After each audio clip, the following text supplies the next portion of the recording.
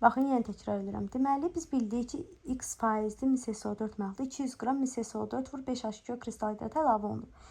Biz tapdıq ki, 200 qramın içində 250 qramın içində 160 qram maddə varsa, 200 qramın içində 128 qram maddəmiz var. Tapdıq ki, mis-SO4'ümüz 128-dir, suyumuz isə 72-dir.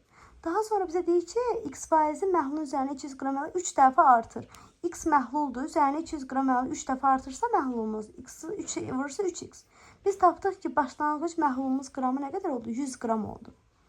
Daha sonra 100 qramın içində 100 qram x faizli mis-SO4'ümüzün kütləsi nə qədərdir?